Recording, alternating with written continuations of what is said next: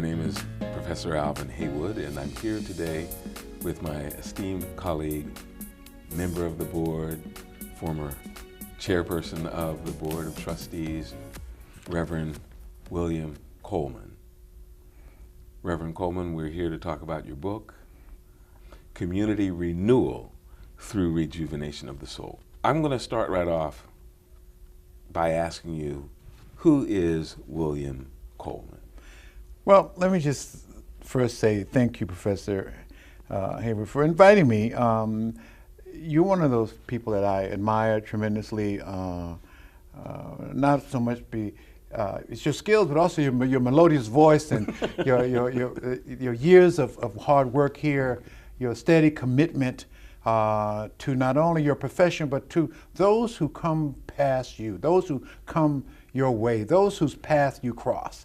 And I'm always amazed at how you seem to find the middle ground in all of the craziness that happens when you work anywhere, when you work in a corporate world. This is a college campus. I love this campus. I love Mercer County Community College.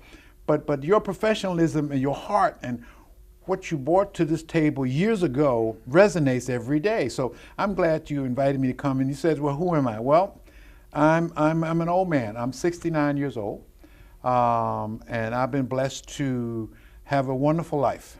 I grew up on a farm. My father was a sharecropper. I'm one of 11 children, and I remember being forced out of high school because of some indiscretions. And let me just be clear, I didn't quit school. I was forced to leave high school because my father and I had an altercation. When you're young and you love your mom and your father is abusive, you have to make choices. As I look back at it, 69 years, 60, maybe 55 years backward, I go, maybe I would have done something differently, or maybe not. But nonetheless, my father and I had a big fight, and I left home at going on 14 years old. So he said, who am I? I'm a high school dropout who left school saying to my friends, I'm not dumb, I'm not illiterate, I have to leave school. I'll be back. And I will tell you that in 2013, I found my high school partners, and I went to the first high school reunion. Hadn't seen them in 55 years. So I went back there because I wanted them to see that I didn't become a drug addict, that I didn't die, I didn't become a junkie, I didn't rob anybody, I didn't steal from anyone, but I went back to school. Not only did I go back and I got my GED, by the way. Long travel through night school, Brooklyn night school, and into the Army, on the boxing team in the Army, got my GED through the University of Maryland. I remember, oh, by the way, I've always been a troublemaker. I'm sorry, I forgot to tell you that. I forgot to tell you that. I remember being in the Army, and I wanted to get my GED, and this captain said to me, we're going on maneuvers. These were practice maneuvers. I'm in the middle of my GED, and I have 9 months left to get out of the service, and he wants me to go in the snow and practice. I'm going like, wait a minute, what about my education? I came in the Army to get my education. So he called me a few names, the N-word, and he said, well, you're like everybody else. You have to go out to the field. And I looked at him and said, you think so? So I got on the phone and I called the Inspector General. Now, I've always been a troublemaker. I called the Inspector General and said, I've been discriminated against. All I want is my high school diploma. I came in the Army to get an education. I'm getting nothing. I've been a good soldier. I've never been in trouble before. There's a problem here. Next thing I know, my picture's on the front page of Stars and Stripes in Germany, because I was in Germany at the time. So end result was the captain gets transferred. I get sent on maneuvers, but they sent me to school every day while on maneuvers, and I had to peel potatoes all night afterwards. Well, it's in that light, sir, of your being a troublemaker and yet being a votary of education that I want to now move into my next question, if you don't mind. The introduction of your book, Community Renewal Through Rejuvenation of the Soul, begins with if I may say, a degree of anger. Mm-hmm. From whence did this anger come? Well, I admire Malcolm and Martin. I've seen what goes on in the community. I felt the racism. As a New York City policeman, I felt the racism. I mean, right up to my neck. I'm on the streets every day. I felt it. So when I look at what's going on in our urban communities, and I look at what's destroying us, we play into it, but we are not the ones who are pushing this envelope. It is pushed on us. Have more babies, we'll give you more money. Put you on welfare. Welfare was not supposed to be a lifelong endeavor, and yet we planted it out there and give it to them so that we don't have to think. We'll give you, sit down and do nothing. So I was angry. I'm angry because they passed laws to keep us back. Think about this for a second. Slavery is still going on, just a different form of slavery. You don't have to work. How about all those millions of people in prison now for crimes that we can talk about all day, not enough time. But I will tell you that they have these programs called reentry now. Not they were never part of. You can't read something you were never a part of. We've been shut out of mainstream because we were not part of the game. There's the saying that I get, who am I, what is my name, what am I, can I control my game? It's a very solid kind of thinking. When you walk into a class and talk to your students, ask them the question, who are you, what is your name, what are you? Can you control your game? Then have them define and help them define what the game is. It's interesting, sir, that you mention slavery, because I noticed that in your book you talk about God's law, and you speak about it in the context of the Old Testament Exodus event and the plight of the Israelites, biblical Israelites, who were in slavery for 400 years. And you compare that relationship with that of the African-American relationship here in the United States. Why do you make such a comparison? Well, you need, in order to talk about this, you need a place to start from.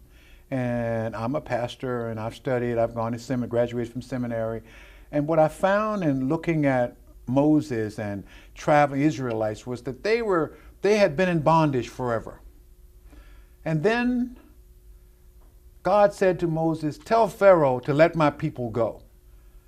Abe Lincoln, out of whatever reasons, release the slaves.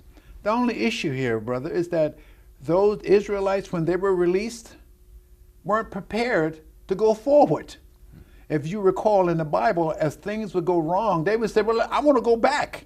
They understood what it was like to be part of servitude, be slaves. They didn't like it, years and years of slavery, but they grew accustomed. We've become numb with the pain of disgrace and being put down. When the slaves were released, sure, they should have been released, shouldn't have been enslaved before anyway, but when they were released, were not prepared to go forward because the master has stripped them of all their dignity, their pride, their sense of self-worth, didn't teach them how to read. We had to sneak and learn how to read. You know, it wasn't about that. So I think that as you compare the two, there are similarities to look at, to say, wait a second, I'd rather be the one who ran away than the one who sat there and say, whatever the master says. Wait a minute, hold up. I don't like being where I am. I'm not going to be comfortable. I didn't like being in the Army, but I volunteered to go. I paid my dues. Now let me be free to go and be part of the American mainstream. The experience that you talk about with respect to the biblical Israelites, right? You also mentioned Moses.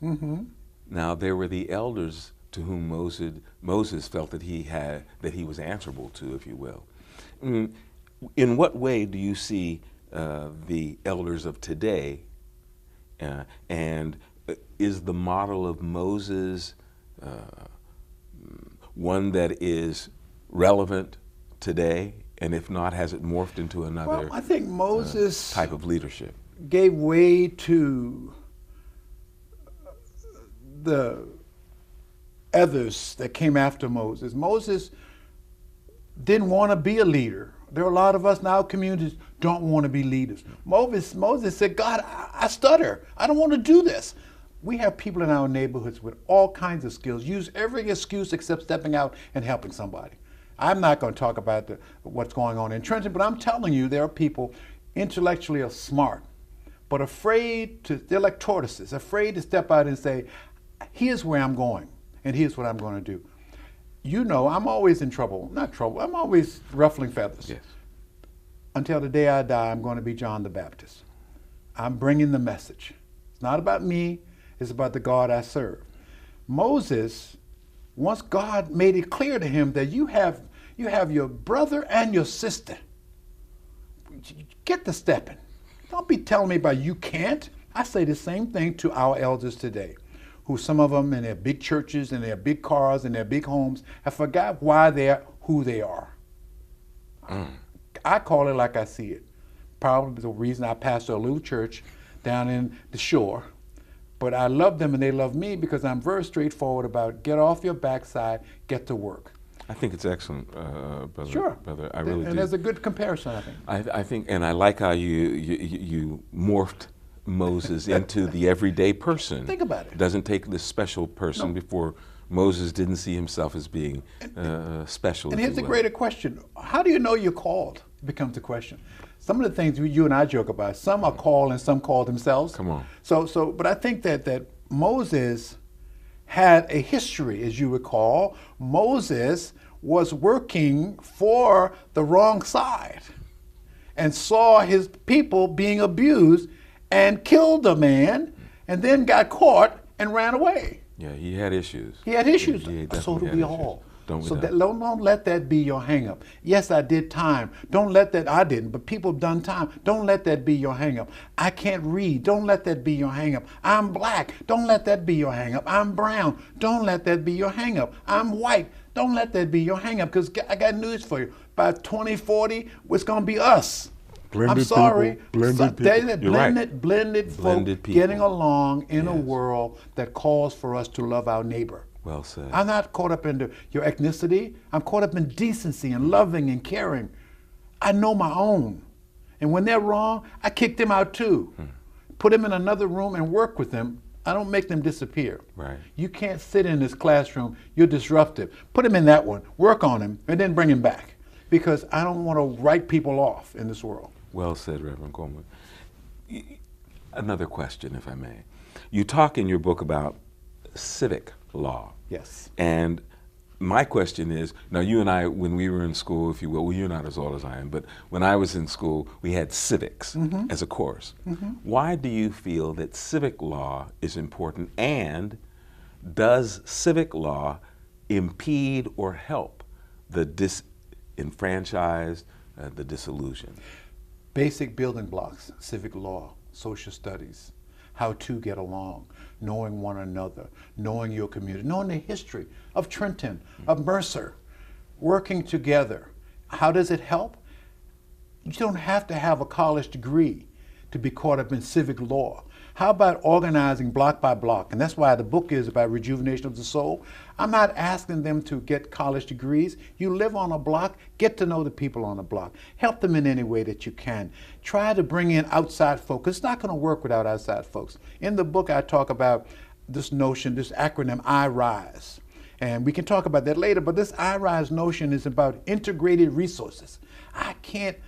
I don't own a factory or business that I can employ 75 African Americans.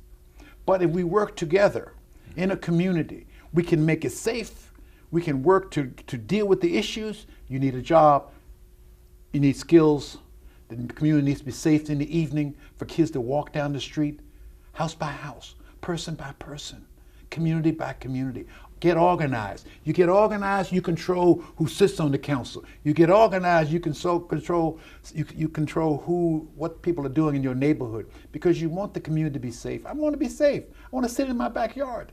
So that's what I mean by civic law, working together, bringing in outsiders, but knowing social studies and civics. And remember when you were growing up, you had to repeat, you had to be able to stand in front of the class and know all the presidents and the states, the states, the United capitals of the states of the United States. Oh, I used to panic on Fridays.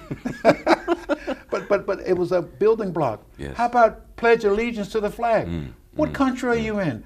I'm annoyed when people stand up and do not pledge allegiance to the flag, but say that they're a citizen of the United States. Well, get out. If you don't want to pledge allegiance to the flag of the United States of America, I'm not dealing with the racism. That's here, but it's still our country. What binds us together. Thank you. I've traveled in other countries. Right. I can't wait to get home. I understand. Because as bad as it may be back here, where Democrats and Republicans can't figure out who they are, travel in another country, and you become, oh, let me get home. It's interesting that you mentioned this because a part of your journey after having acquired your GED and going into the military and going into the police department, you also became one of the leaders in the, what was it, the Urban Fellows program? Not Urban Fellows, but Job Corps. I think. Oh yes, I ran Job Corps. Indeed, and that was where I Rise. Yes. One of the initiatives that you were a part of. Now, you in your book also mentioned Rutherford Heights, which is a section of Trenton. Why did you choose Rutherford Heights as your place for, or your place of focus regarding this community renewal and rejuvenation? Rutherford Heights is about 2.5 blocks from Shiloh Baptist Church. I was an associate minister for outreach and evangelism at Shiloh Baptist Church. So I drew a circle, a 5-block radius around the church in terms of what are we going to do in our community. We have issues. We're sitting in the hood. It's a church in the hood. So I said, well, why shouldn't we organize block by block, set up a civic association to address the needs, do a needs assessment? And when I started, I ran up on Rutherford. Rutherford had, and I call Rutherford a tossed salad. Rutherford had everything that a community should have. People who've gone to King College, Morehouse, and dropped out and left out and gone to prison and no jobs and married and husband died. And we had all the ingredients, but they're also sandwiched between Stuyvesant with the drug infestation and Bellevue Avenue, that was supposed to be the main road in Mercer in Trenton. So those folk up there were meeting, they were trying, and I met a guy up there who was really working hard, and everyone laughed at him. He was like a John the Baptist. He'd put out garbage, he'd sweep the streets, and they look at him like he was nuts. He and I aren't the greatest of friends because I mentioned him in the book, and he didn't like it, but you know, my lens, not his. See, that's the thing. When you write a book, you write what you see. I interviewed families on that street, and I heard their pain, saw their pain, heard their story, and it was a real story. No one cares. So I got Public Works, and I got the police department, and I got people to come up there to talk to them and work with them, and we'd go to meetings, and gradually, it didn't happen overnight, gradually, because they said to me, who are you? Why are you up here? Like, get out of my neighborhood. I said, well, what if the kids could walk home safely every day? What if when our house was abandoned, we bought it, repaired it, and put it on the market and sold it? What if we took a look at who moves into our neighborhood? What if we got on the slumlords and made them clean up their act? And they go like, wow. I said, see, I'm not here to hurt you. I'm here to say that if we rejuvenate, if I can get you to stop hating yourself, and hating others, we can change this community. Rejuvenation of the soul is not strictly for urban communities. Anybody angry sitting around your table at night, your soul has been changed. You weren't born screaming. No, yes, you were crying. Until somebody hit. Until someone hit you. See, that's violence and abuse. But anyway, I think that you weren't born lying and stealing and cheating. It came from somewhere. I give you the benefit of the doubt. I've helped people coming out of prison. I've slowed them down from going into prison. I work with people that I shame them into helping me because they've gotten their degrees and they're same color I am, and I said, give back. Some are white, give back. Hispanic, give back. Work together to strengthen your community. Educate. Why do you think I've been involved with Mercer County Community College for almost 10 years? Because it is the springboard to wherever you want to go. It is where you began to shape your life that's fallen apart somewhere along the way. Didn't have time to go to school because got pregnant, had to take care of my mom, dropped out of school. Everybody called me illiterate, fat, dumb, stupid. But now I feel good about myself. I want to go back to school. There's a place for you. I want to ask you a question, and perhaps I'm now going to get into trouble. But, you know, where we are institutionally here at the college, we are in an impasse, if you will, and people feel some people feel disillusioned, others feel unappreciated. In what way, and I'm asking this question to you from your pastoral experience, in what way do you feel that pastoral care would be instrumental in helping us appreciate the importance of relationship at this time? Okay, let me just give the example.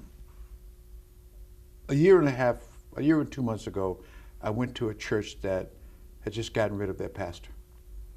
He treated them poorly. He undermined them. He looked down his nose at them. He formed his little clique, and they shut everybody else out. But the church came together and said, you can't do that to us. They went to court and got rid of him. So I walked in on the heels of that, and they said, we need healing. And I said, okay.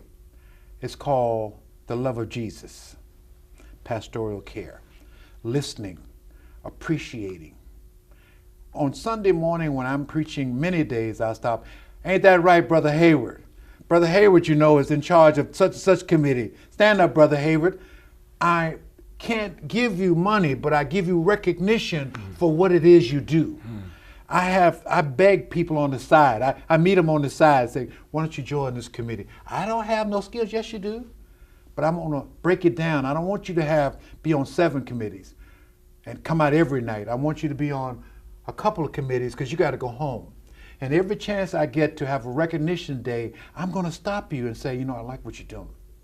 Not because I'm the pastor, but because I realize that the church can't afford to pay you the kind of money you have. You get my point? Yes, sir. But if you're committed to growth and stay for the long haul, there's a guy, we're going to honor him. He's 89 years old, and he's getting a little slow and a little forgetful.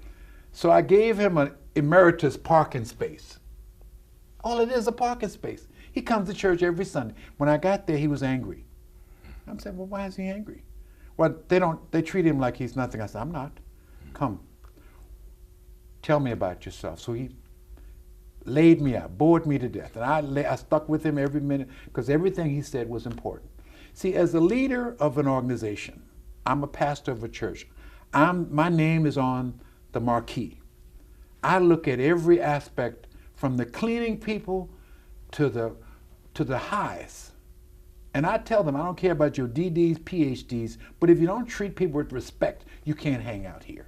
And that's the same way I do. That's pastoral care. I see. And I know people who travel around the world preaching, and they don't like themselves, their wives don't like them, and neither do the congregation. But all the congregation is caught up in wannabes. I got to be near him because he's what's happening, or she's what's happening. But if you don't love them, I tell people I'm maybe a mediocre preacher, but I love the people that come my way. That's important. It's important. I think it's yes, very you get important. paid. Yes. They pay me, not enough. Sure.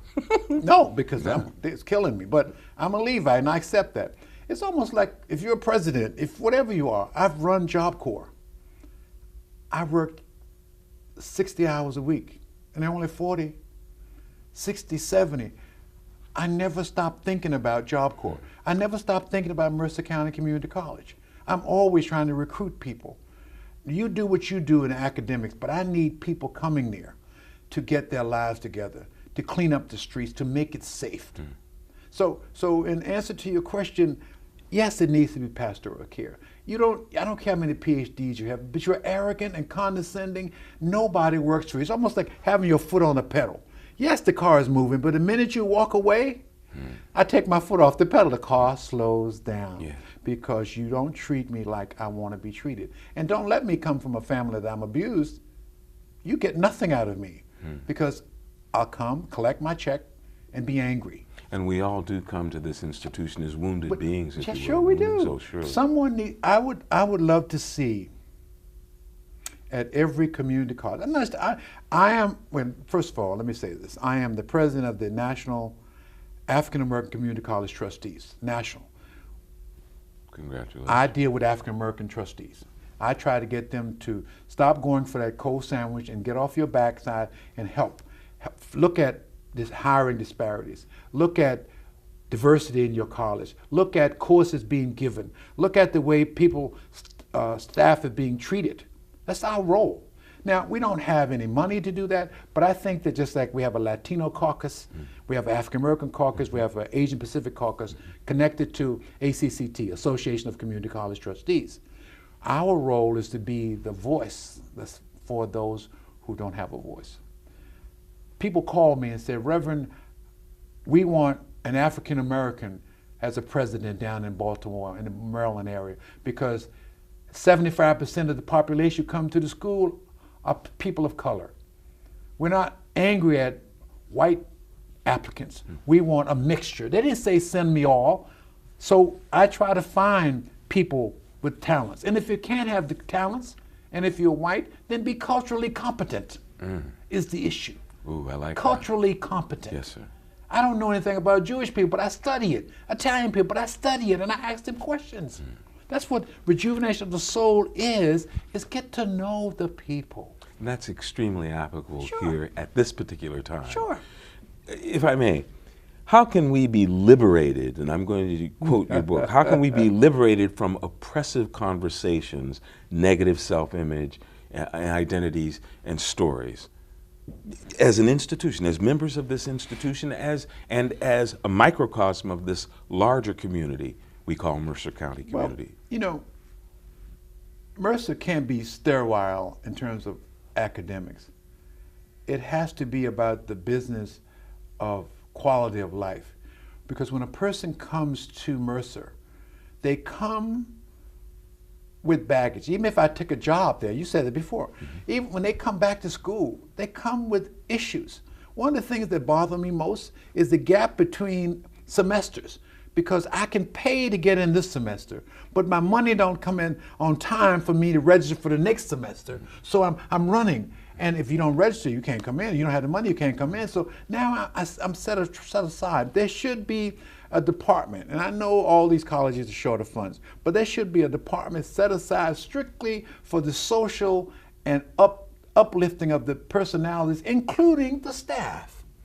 I am a chaplain at St. Francis Hospital. I was as chaplain. I'm not there now at the moment, but I was there for 5 years. I was hired to provide spiritual care to the non-Catholic, but I couldn't tell the difference between the Catholics and the non-Catholic. They all bleed the same blood. So I spoke to them all. And then I couldn't tell the difference in terms of need from the staff versus the patient. So I spent a lot of my time listening and giving pastoral care to the staff so that their minds could be correct to deal with the patient. Now bring that into a college setting. If the professor has this arrogance about him and this racism about him and this elitist attitude about him, and he's in front of the class, what's the student gonna get? People get upset with me because my best friend, people I like a lot, I like Al Sharpton. I don't have his hair, but I like because he calls it like it is. Right. He says what needs to be said. We spend so much time primping and proppering and posturing instead of, if you're gonna be a professor, be a good professor. If you're gonna be a teacher, be a good teacher. I taught at Essex County College. Several years. Got so good they transferred me to West Essex because I had 40 kids following me all the time because I made them come to class and I called them at home and I got them part-time jobs and I made them work, but I treated them with respect. See, there's more to just, when a person tells me I'm teaching at 5 different colleges because I'm trying to make a living, I say, is this quality versus quantity? If you're going to be a college professor What does that mean to you besides just an income? It should mean at some point, wow, I did write a book and I've been lecturing. And let me just tell you this. I wrote a book. I have 2 masters. But you know my greatest accomplishment? I have about 5 kids, my wife and I, my family and I, the Watson family. We've helped them get through college. We don't have any money. We just kind of rally the troops, you know, and we do that because someone helped us along the way. In that same spirit of helping us along the way, the history of Trenton, the change that's taken place in the city coming out of your book, and the community's connection, that is, the community connection and involvement. Is Mercer as connected to the community as once it was, and in what ways can Mercer become more involved? You mean Mercer County Community College? Mercer County Community College. That, you know, that's a loaded question because I'm a trustee and I've been in Mercer for a long time. Yes. Is it connected? I would say no, because a lot of the older people who were connected, God willing, God bless them, are gone on, moved on, or they moved to other jobs. Times have changed. There's been this division that I don't like between the campuses that gets propagandized by, I can't even imagine who. I wish I knew, because I jacked them up myself. I don't know who puts it out there.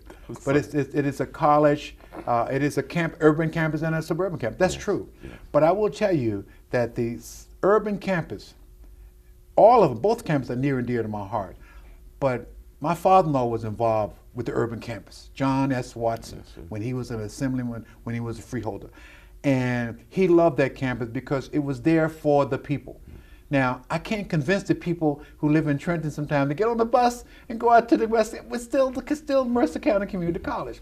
I think that the commitment of those we have who are doing the work that they're supposed to do in terms of leading and teaching has become jaded and sometimes disjointed, because we as trustees sometimes put a whole lot of pressure on them to deliver in a tough time. We are funded by the state and the county, and not a lot by the state. And we have to always watch the tuition because it has to be affordable. But when you come to college, I want you to finish. I want you to finish. I need professors and teachers, adjuncts, teaching them so they can finish. Don't be writing them off. Don't be pushing them off. Not just Mercer. It's not just here. It's every college. I need them to be committed from the time they hit the door. If he looks like he has a frown on his face, something is wrong. I need the security people to be clear on what their role is, not to run people out of the college, but to make sure they're taken care of. I need the cleaning people to make sure the place looks good and smells good and is clean when I walk in there, when anyone walks in, it's because I'm proud of what it is. They should be proud of it as well. And if you're, from the president on down, if you're not on that line, get the stepping. Hit the road. That's how I feel as a trustee. I love the college. I love the kids. I watched, my son graduated from here when he walked across that stage because people said it couldn't be done. He had no credits when he left and went off to an institution. Came back from that institution and got 60 college credit almost when he came out. Don't tell me it can't be done. We need to be about the business is holding them up until their legs get stronger. Come on. Pushing them when they don't want to go. When they don't have funds, find them some money. I want the sororities, the fraternities, and all these groups, the Masons, to get off their backside, quit riding around in fine cars talking about how smart they are, how many degrees they have, and spend some time helping me rejuvenate the souls of those who are pushed out, left out, and forced out. I don't care what color they are. I just want you in school because a strong mind and a strong body is a strong spirit. Hey, you know, I want to end right on that. I can't think of any more eloquent phrase to end on. Hey, Brother Coleman, thank you so much, not only for this interview, this opportunity to converse with you and to demonstrate that relationship really works, but also to thank you for your consistent love of this institution and for the community we call I love the this, capital and city. I fight every day. I'll fight with anyone who want to put the gloves on. Yes, sir. And I tell everybody every day, you know, I fought to get you here, and I'll fight to get rid of you. That's nothing personal. Don't take it personal. This is a wonderful place. Yes, it is. It is the place. I am constantly begging parents, send your kid to Mercer. Yeah. Then I turn around and say to the teachers and to the administrators, make it amenable. Make it so that they want to come. Make sure they can learn. I know we do a lot of developmental stuff. I know they come and need remedial help. Let's have a relationship with K through 12 so they can work with us. Let's do that kind of stuff. But also let's make sure that the people can get jobs. That we're doing something about immigration. We can't just have people coming here, I don't have the right paperwork. Let's work on that. That's what community colleges should do. You're a beautiful brother. God bless you, man. Likewise, sir. Bless you. Thank you. Ladies and gentlemen, this has been a wonderful opportunity for you to get an insight into one of our foremost trustees and members of the community. Thank you so much for your time and your attention and your patience and your support of Mercer County Community College. Blessings.